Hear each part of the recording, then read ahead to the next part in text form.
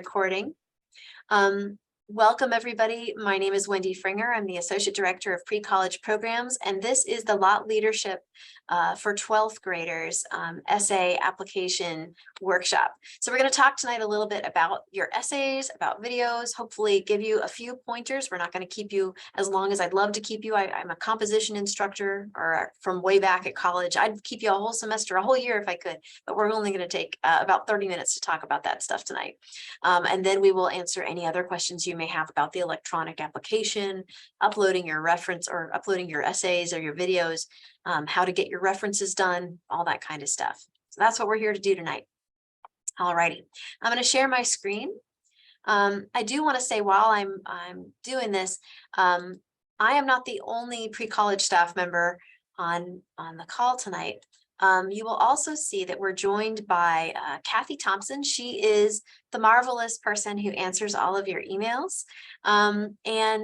She is also a great resource as you're going through those applications. If you're having problems, you can't quite get something to work, she's there to help you. And she will absolutely give you all of her best advice and attention, and you will make it, I promise. The other person who's on this call is Ari Lugo. She is our international admissions counselor, but she also works really closely with our community. She's really the person who makes our summer college community really special in the summer. She's the person who runs all our co-curricular programming that includes everything from dinners of international food, where we explore Study USA and Study Abroad and the Chinese flagship, learn about all these programs. She does things like that.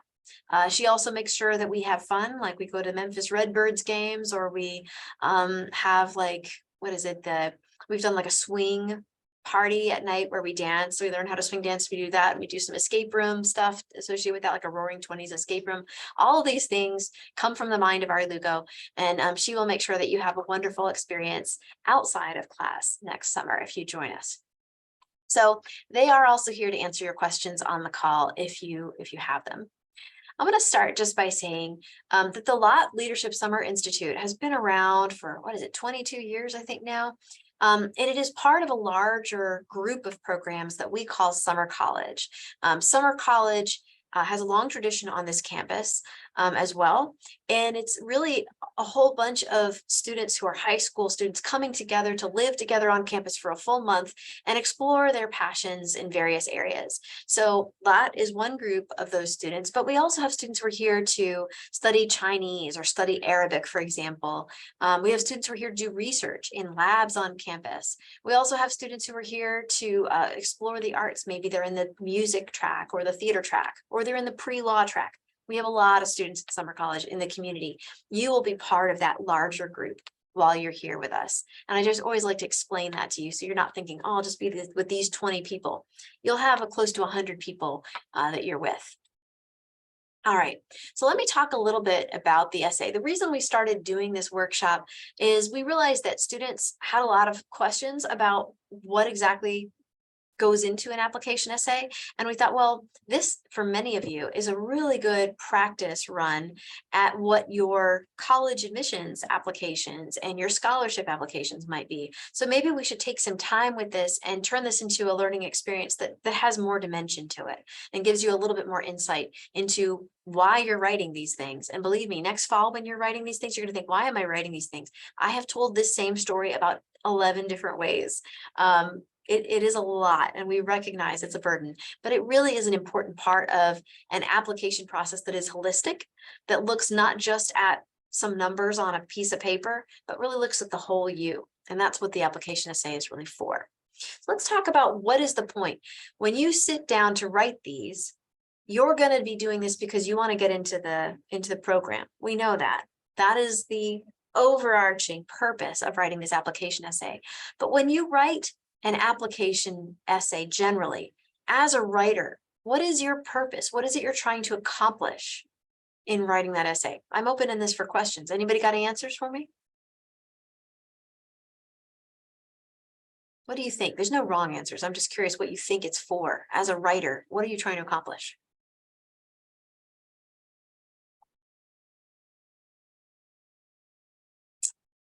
I know you guys got thoughts. you can think the answers in the silence of your minds and answer the next question that I have for you. I'll go ahead and say this. All right. So the point for you as a writer, there's a few things that you should be aiming to accomplish.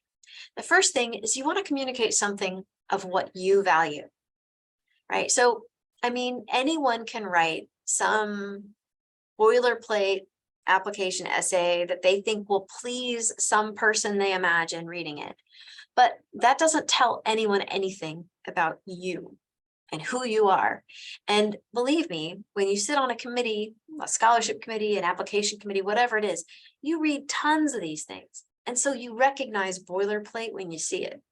So as a writer, one of the things you want to do is communicate what you personally value. And I realize it's an artificial scenario for doing this. Not everyone loves writing an essay or making a video, for example, but this is an opportunity. Your point should be to say something that matters to you, because that'll make you different from the person who's writing the boilerplate essay. To provide new information. So you're going to be answering questions that are kind of broad, honestly. Your committee knows a lot. They've probably seen answers to these questions before. You want to provide them some kind of new insight along the way. So they feel like, I'm still thinking about this after they've read it. That doesn't mean that you have to have a PhD and get, do tons of research. I just mean a new insight, new piece of information. You want to persuade your audience to agree with you. You can write a whole essay that's very informational and communicates about what you value, and yet your audience can read it and go, I just don't care, right? So persuading is not necessarily about just controversial topics and agreeing with or not. What persuading also is, in this context, is really persuading the audience that the new information you've communicated is interesting, that what you value should be something they should value as well. You want them to connect to you, in other words, through this. So I'm going to talk a little bit more, not about the Lott 9 prompt. We're moving to the Lott 12 prompt. I'm going to talk a little bit more about your prompts, and then we're going to look at an example of an essay written for a different prompt, but still very successful, a Lott Leadership 12th grade application essay. So here are the prompts that you've been given. You're going to be writing about local issues having an impact on everyday lives. You're asked, if you could wave a magic wand, what's something you would change in your own community? Tell us why this change would have an impact, whom it would benefit, and what you think it would take to make that change happen. So the committee then is looking for a few things. They want to know, what is the change? You're going to have to say what that is. What's the problem? What's the change? And then what would the impact be of making that change, and how would you do it? You need to have some specific ideas. It's not enough to be like, I would make that change by saying, hey, people, be nice. I would fix the homeless dog population by, raising funds for my local shelter. How would raising funds help? Tell us. Do you think the shelter should do a spay and neuter project? Should they expand the shelter and make it bigger to house more dogs? Should they be investing in rehoming projects where they pay people to foster animals, or they transport animals elsewhere? Don't just say, I'm going to solve the problem of homeless dogs by raising money. Tell us what that money's for. So in other words, in this question, there are several different dimensions to it that you need to break down. The committee is expecting you to say, here's the problem, here's the change, here's how, what's the benefit of making that change, and here's the impact, here's how I do it. You could do it not in that order, but I'm just trying to point out to you that the prompt already establishes for you some key points that any successful essay is going to have to address. It won't be just enough to say, homeless animals are a real problem in my community, and I wish it were otherwise because I love animals, okay? Now, here's the other thing. So while you're trying to answer the prompt, you're also trying to do those things I showed you on that first screen. So you're trying to communicate something about what you value, for example. You're trying to persuade your audience that what you have to say is meaningful and it matters and it's a good idea. And you're trying to share some new information. So the audience is going to learn all about you. They're going to learn all about the community. And they're also going to learn about how you think about problem solving. These are key, because you're applying to the Lott Leadership Summer Institute, where you're going to be doing all of this kind of stuff like every single day. In fact, at your leader to leader luncheon, your group will have been given a task where you're doing a shared presentation where you propose solutions to an issue that matters. So this very much is a real skill you're going to need. And this helps the committee see sort of what kind of a student you are and what kind of a thinker and a person, what kind of human are you, right? So that's that prompt. The video prompt is a little different. It wants to get to know you personally and talk about your values and who you want to be, but rooting that all in a place that matters. They are not looking for beautiful cinematography. This doesn't need to be like I called my uncle who's a videographer and no, just grab your iPhone. It's fine. They want it to look like you as a student shot it. And the reason the committee wanted to do this is because they recognize a few things. One, not everyone, you can be super smart and just not be a great essay person, right? But also some people really pop, they're really charismatic on camera. And some people like me are totally not, okay? And that's fine. If you're one of those people who's like, oh, the video, I dread it, that's fine. That would be me. You'll get through it. You have these two things though. They are complementary. Now, one is not more important than the other. The committee is going to look at both to get a full picture of you as a writer, as a public speaker, because you're going to be doing both of those things in this program. And they're going to work with you. You might not be as strong at one as you are the other. They will help you become better in both areas. They just want to get a basic sense of how do you perform in both places. And then the other thing is, as I said before, they want to know who you are. It is so easy to say all the right things and to have your teachers write all the right things in your recommendations, and then to show up and be like, yeah, this is just another line from my resume. That is not the student they're looking for. If you're the kind of person who's just doing this because you think it'll look good someday, just don't bother, okay? They are looking for people who are deeply committed to leadership and learning, who want to be curious, who want to be transformed as a result of this program, because it does those things. It is really a transformative experience for students. These essay and the video is your chance to show them, I am that student. I am ready to learn. I am curious. I am going to bring a lot to the table. You want me in this group. So I've explained why it's important and what your goals should be. Let's talk a little bit about what it looks like to do that. So I'm going to show you an example of a successful applicant's essay. Let me see. It always takes a minute to pull up. But this applicant wrote an essay that the committee really liked. And there's no formula, I'll be honest. It's not like you do it exactly this way, and then the committee's going to be like, oh, I love it, it's great. You do your essay the way you do essays. But if you follow some of the things we're going to talk about tonight, you'll definitely be in a stronger position. So I'm going to give everybody a minute. I want you to read as far as you can get in this, and then I'm going to ask you, what do you think it does well?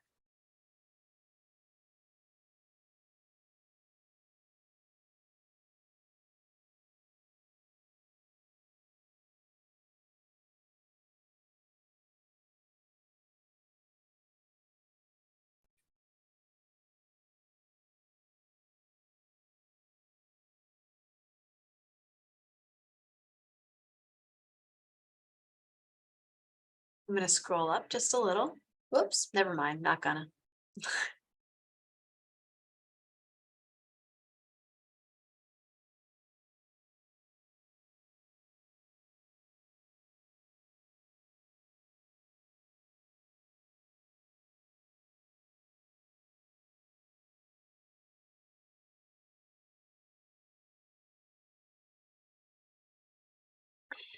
All right.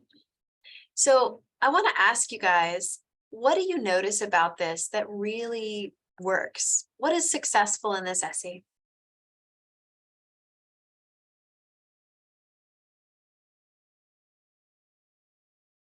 What do you like about it?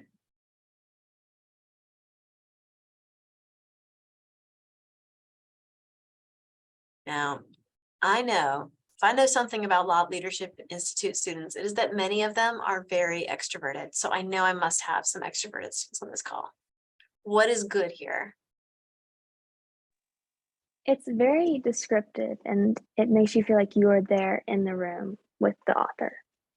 That's a great example. Thank you. Yes, I mean, it sets a scene. If we talk about that first slide where we're trying to persuade the audience this matters, we're trying to give them something new, trying to show what we value, setting a scene does all of those things, right? It brings the audience into the moment. It helps them identify with what's important to you, and it tells them a little bit about you.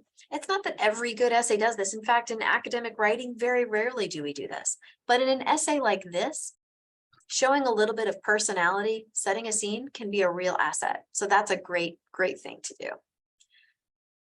What else? The narrator really talks about something that he or she values, and it's really personal to them. Yes, it does. It is. You can tell it's personal. You can tell that they care. It's a personal story. And as they move on, they take that personal story and turn it into a bigger set of insights about kind of who they are as a person, right? So you didn't get to necessarily read all the way to the end, but the end, that last paragraph, fixing that computer was more than just finally learning how to count. Fixing that computer made me a pursuer of knowledge. Fixing that computer made me a defender of wisdom, taught me how to persevere in the face of doubt. This is all these lessons, all these values are coming out just from one story about a student who struggled in preschool, right, with counting. You can do that kind of thing. You can take, like, for example, you can talk about an issue in your community by telling a story about the time, I was giving this example earlier to the Lot 9 students. I lost my dog for almost a week, right in the worst, right in the middle of winter here at New Year's Eve.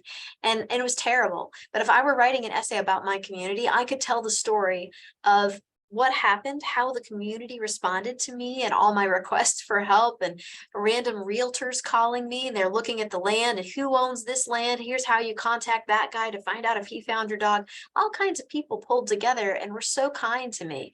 And if I were talking about my community, I might talk about the problem of stray dogs in our community, but also the incredible kindness of people. And I could weave that together into a story about me, but more broadly, it's not just about me, it's a story about community, right? And this story, while it is about this student, it's really about bigger values too, right? About being curious, about persisting, about resilience, about doubt. That's what a good essay does, or any kind of good literature for that matter.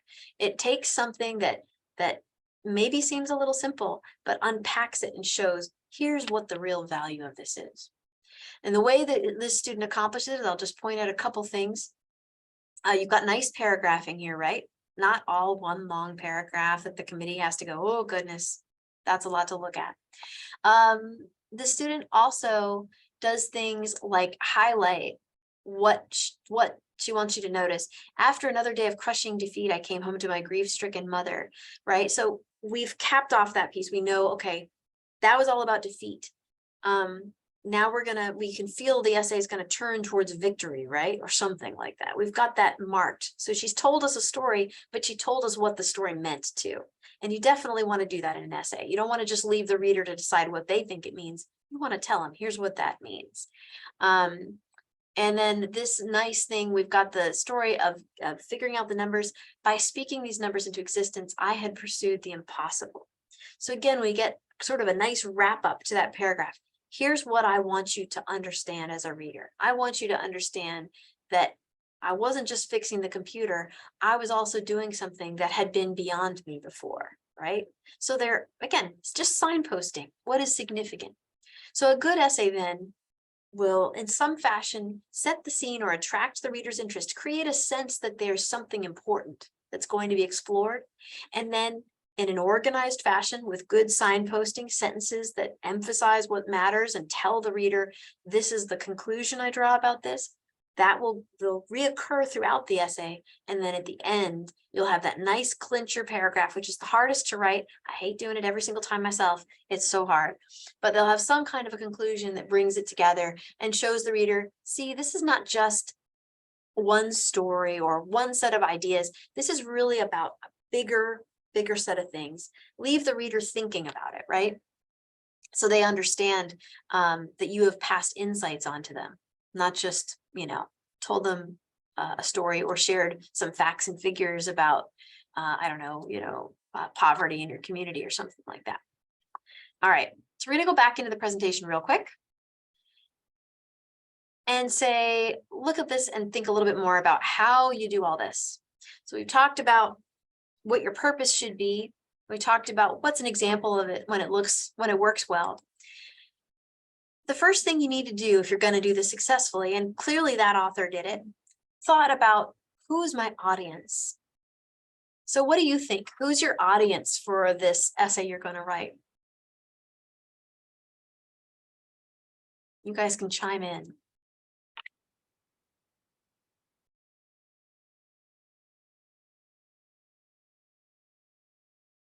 What do y'all think?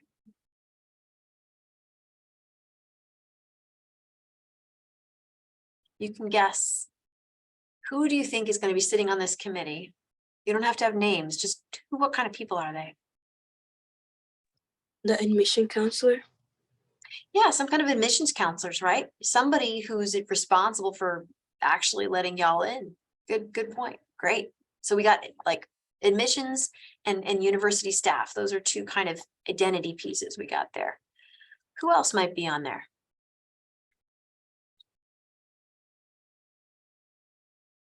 Professors, maybe?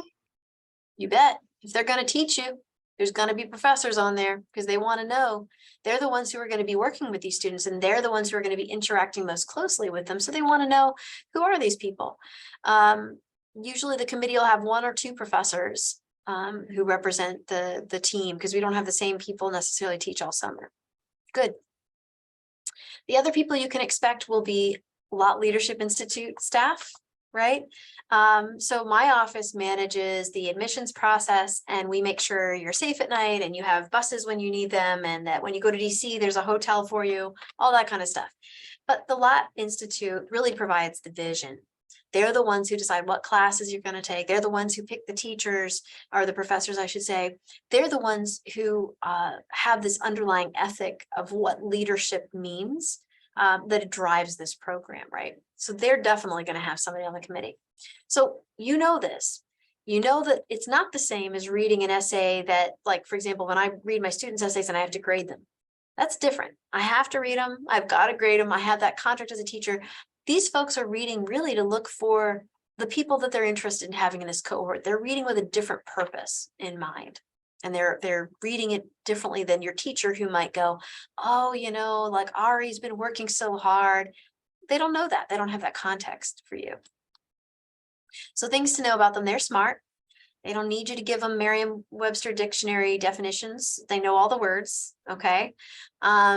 So assume from that then that you should write at your very highest level for them, because they are very well-informed people. And you don't want to state the obvious necessarily. I don't want to intimidate you. I'm not saying like, don't. Obviously, there are things you're going to have to state that everybody knows, but don't try to avoid saying things like homeless animals are a real problem, right? I gave that example before. I wouldn't lead with that example. We did get my dog back, by the way. Homeless animals are real. Everybody knows that homeless animals are a real problem. Give me something interesting. Tell me, 60% of puppies adopted during the pandemic are now homeless. I don't know if that's true. I hope it's not, but you could give me that. Give me a fact. They're smart. They want facts, or really good insights. They're reading a lot and they're reading fast. I mentioned signposting. You may have heard from teachers about thesis statements, topic sentences. I don't like topic sentence necessarily because it sounds like just a thing, right? Like, this paragraph is about apples. I like to see a good sentence, like you see in academic writing, that offers an insight or offers a position or offers some kind of movement in the essay. It advances the essay, moves it forward, shows me what you're thinking. So I want to see ideas leading paragraphs. But if they're reading fast, because they're reading however many hundred of these, they need you to signpost pretty clearly, have a good introduction, a good conclusion, and lead them through the essay. They've seen a lot of students who are amazing, and some of them may be better than you. So if I were you, I would not wait until the night before to write these things. I would bring my A game, my A plus game. Okay, that means giving yourself time to revise. And also remembering that just reciting your resume, like for example, if you're writing about issues in your community and you're like, hey, this is a way for me to shoehorn in all the things that I listed as my involvement, don't do that. Because one, they will have read your resume, okay? But also they assume you're amazing. That's just the default. Congratulations, by the way, to all of you. I think I always look at this group and I just think, wow, you guys are great. If you were nominated for this program, regardless of whether you're accepted in the end, you are a fabulous student. And I just want to make sure you know that. You're an amazing student. We see really tremendous people come through this program, really wonderful people nominated for the program. And we're always just so impressed. So congratulations to you for being part of this group. And just remember that you want to show, you've got this very small window in which to show these people why you were nominated, why you're this incredible. Use it to the max, okay? Take this opportunity. And also remember that they're tired. I always remind students of this just because sometimes, you get somebody who's like, well, what's better than writing a 3-page essay is a 10-page essay. Not better. You can definitely exceed the minimum. I encourage you to do that. You're very welcome to exceed the minimum word limit. We just give that to you as a guideline, like don't go below this for sure. But don't give us 10 pages either, because the committee will not be able to read it. And I don't want you to waste your time on that. And every now and then we see somebody who just gets really excited. I'm that person. You tell me write a 10-page paper, I'll write you 40 pages in a heartbeat. I love to write. But this is not the time to do that.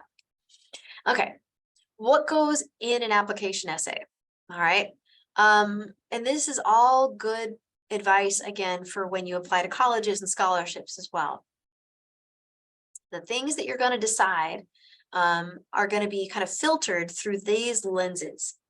This is, if you're thinking about your coffee, you're going to filter the water through. You don't want those coffee grounds. You need a filter for thinking about what goes in the application essay. Not all of the cool facts about homeless animals are going to go in there, right? So think from your audience's standpoint. What do they need to know about you? Because ultimately, this is not about the homeless animals. We want them to learn something about you through this essay, even though they've asked you to write about, an issue in your community, for example. What can you teach them about you through this? Think about your strengths. So maybe you are really good with facts and figures, and you like to use those in your essays. We'll do that here. Maybe you're better, like the other writer we looked at, better at telling a story. Well, then do that. Maybe there's some things that aren't your strengths. Maybe you happen to know that you had a really bad sophomore year and your grades were awful. And the committee's going to see that in your transcript. So you think, how could I use maybe my video as an opportunity to talk about my resilience in the face of some difficulty that I had, so they understand that sophomore year was not me typically. Think strategically, right? So play to your strengths. If there are things that are not strengths and you want to find a way, you can also, by the way, send a separate letter. That's another way to do it. But be strategic about showing the best of you through these opportunities. And if you can, look for ways to resonate with the Lott Institute itself. If you see words on their website that you're like, oh, yeah, that's me too. I care a lot about those things. Then work that element into your essay. When people are looking for new people to join their organization, they're looking for two things. They want new ideas, they want diversity, but they also want to see people who care about the things they care about, right? And so if you can show that and resonate with that, that's really powerful. In this case, you can just do it in oblique ways, right? But when I would encourage you, once you're applying to colleges and specific programs and specific scholarships, you can get even more pointed with it. Certainly when you're writing letters of intent, applying for jobs or graduate school, you want to be very direct about, I am a good fit for you specifically, because people apply to all kinds of things and use the same essays over and over, and it gets kind of stale. People like to feel like, you want to be part of my organization specifically. So these are two columns. What do you think the titles of these columns should be? What to do and what not to do. You got it. Very good, Maria.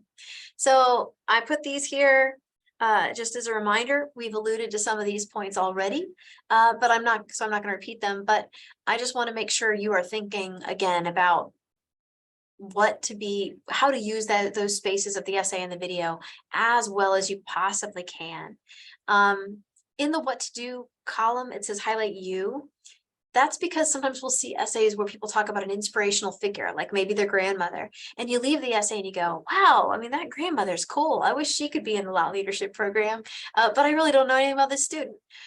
So make sure that whatever you're doing, even if you're just writing about solving, the problem of the sewer system in your community, you are showing your values and who you are. I'm the kind of person who nerds out about infrastructure. Yes, I am, and I own that. They will get that from the essay. That's a good thing, okay? Highlight you, tell your story, not somebody else's. So those are all just some general advice for any kind of application essays, but they definitely apply in this case too. Whoops. Last thing that I'm going to talk about writing. If you're trying to figure out how do I get started, and you're like, I know she said to set a scene, it's supposed to be personable, but I'm also well, you can take a few approaches, and these are I always have these up here for general application essay kinds of things, but they work for your prompts as well. You could paint a day in the life, for example, where you take us through your community. And tell us a little bit about that day you noticed that the sewer system wasn't great, or that day you became aware that there were lead problems with the water in your town, or that day that you came across, a dog that needed shelter. I don't know, but painting a day in the life is one way to do it. You can also choose a decision or a memory to set a scene. That can be a really great way to start. And we saw that in the example with the preschool. You start with that, and then you zoom out and show, here are some larger things about my character, right? So these are all ways to kind of get yourself going. And I want to just say real briefly here too, I mentioned our staff. This is who we are, and we are all very much accessible to you. We want to be contacted. If you have questions, this is what we do. We love helping students. And this is why we go without sleep for 2 months every summer. So please feel free to reach out to us if you have more questions. Kathy is here as well. She's going to answer questions about the application and speak a little bit about that specifically in a minute. But do you have any questions about the writing or the video?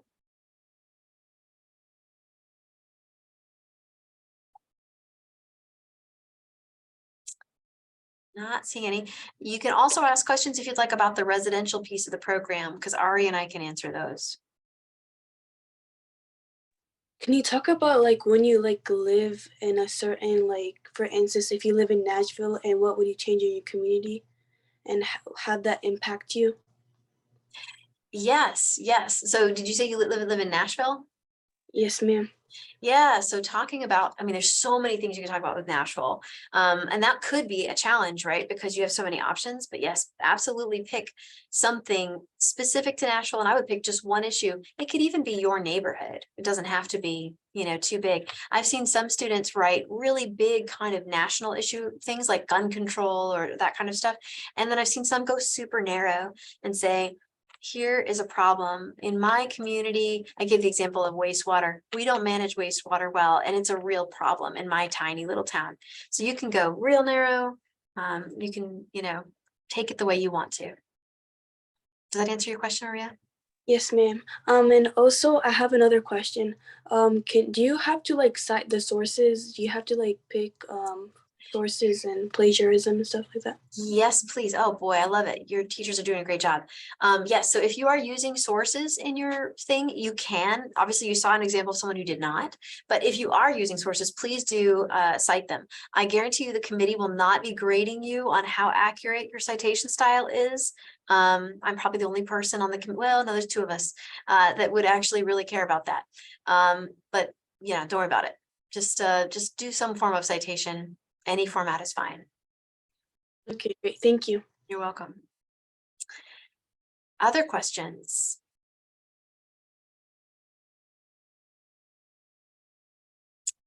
Residential life questions?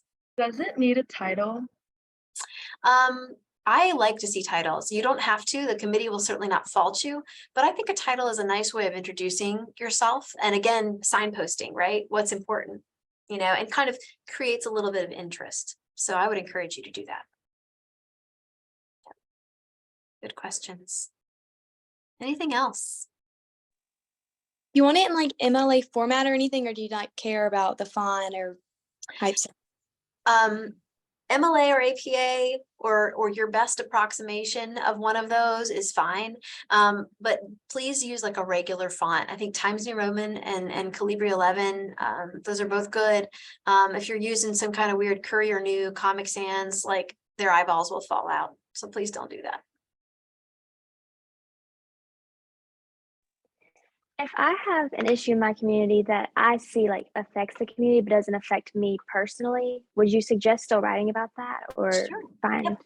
If it's one you're Okay. passionate about, yes, absolutely.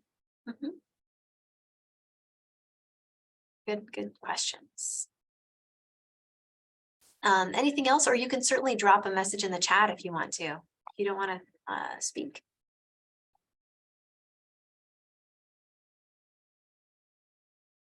Right. I'm going to take this pause and let Kathy speak a little bit about the application itself and answer any questions you may have about it. And if you need, we can always do a demo. It's up to you. Good evening. Do anyone have any questions about the application?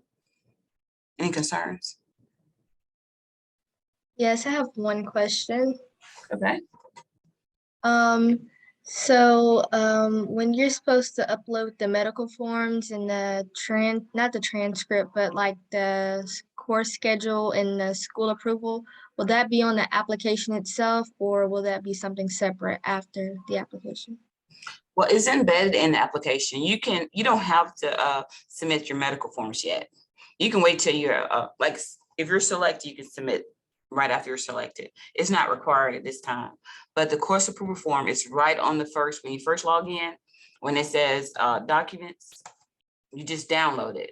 And it's going to say a school approval form, download that, and it's going to take you to Lot 12. And you just print that off and give it to your counselor. And you can upload it in your application, or you can upload it after you submit your application. The only thing that's going to be required in your application that you have to complete is your references. You make sure you have the correct email and their name, and also check with them before you put their name down, and also check with them after to make sure they received it, because it could go to their spam and it can go, they not receive it. Okay, thank you. Yep. And definitely check with them before, because they may not be looking for it. Or they might be like, wait, you actually were terrible in my class. No, they won't say that to you. Not any of you, I'm sure. But you want to definitely check with them, and then you want to follow up with them afterwards, because the best intentioned people, even if it doesn't go to their spam, may simply forget because they're juggling a lot of things. You're not being pushy. I can tell you, when my students ask me, hey, did you do that? I'm like, oh, you're right. I said I would do it yesterday and I didn't do it yet. And give them enough time to do it too. Don't ask them, hey, I would like this tomorrow. And if someone has already written you a letter of recommendation, go ahead and just upload that. How many references do we need? 2. Me too. Dakota asked about the selection process and how each application element is weighed. So the committee has a rubric that they use to mark how everybody ranks. And so what they do is they look at academics, that's one element. All these elements are equally weighted. They look at leadership. They look at, what do they do? Like community or school involvement. They look at uniqueness. And then they look at they look at your writing and video presentation, just generally, like how effective were you in communicating. So they're looking at you basically as a communicator there. And they also do a holistic score that's weighted equally with all those other elements. And that is really because they feel like all of those things are important. They're not just looking for someone who's involved in like 20 different clubs, or just looking for someone who has, a perfect 4.0 and has taken all AP classes. there could be a student out there who's taken, you know, some good classes, not necessarily AP, but they are doing such cool stuff in the community. They want that student to be weighted and competitive in the same way that that student who has done straight A's and like runs 5 different clubs is competitive. So they look at the whole thing. I want to say this too. We know that, I don't know, 545 people were nominated this year for 40 spots. A lot of those students will apply. Some of them won't get in, and they will still be excellent candidates. Sometimes students will ask, well, like, I mean, or actually more often it's parents. How, come on. I mean, what are you looking for? What I want you to know is you can be absolutely amazing and absolutely deserving of being selected and still not get in, just because sometimes that's how the cards fall. You know, maybe that year there were like 50 people from Alabama. You're part of Alabama that all applied or something. And they're going, oh, we need some geographic, you know, gotta mix it up. Can't have everybody from Alabama. You know, it can be real. Maybe one year it's all medical future doctors that apply, and they're going, no, we got to get some non-doctors in here. You know, it just is it can be kind of quirky. So, and very often there's not much difference in scores. There's not tons of spread. So the committee has to be really strategic in how they decide. So I just put that out there. Do your very, very best, but understand that if you don't get in, that doesn't mean the other people were necessarily better. It could just be the way the cohort looked that year, and it was skewed in some way. There's just all kinds of things that go into it. And I will also say this, if you're not admitted, I will still be sending all of you, or Kathy will be on my behalf, an invitation to our other programs, because we want to capture as many Lott nominees to come to our summer programs as possible, because you're wonderful students. And we know that, and we want to make sure you have every opportunity to realize your potential if you can. Okay. Are the teachers having to write a letter or filling out a form? So they're going to get a form. They have the option to upload a letter as well. If they would like, they can send us that, but the form is required. Other questions for me or for Kathy? So for the application, I reference a teacher, and sometimes like teachers go to the spam folders. Do I ask the teacher to like write the form and send it to the university? Yes, they can upload, you can get it from the teacher. Okay, ask the teacher, did she receive the link first for the request from you? And if she did not, and she already had the letter composed, just get the letter from her and upload it in your documents. Once you submit your application, you're going to receive a link, and it's going to say any documents that are not complete, you can upload it there. So just go ahead and upload it there. Okay, thank you.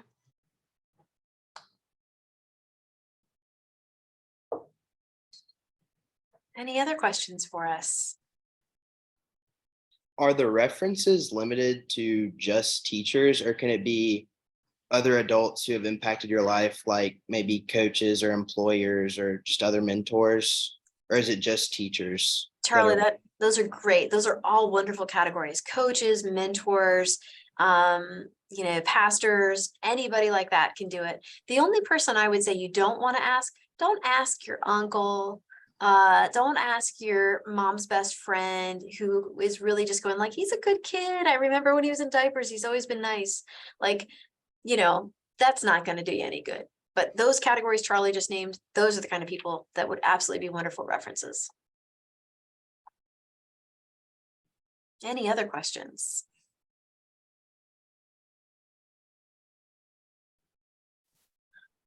Well,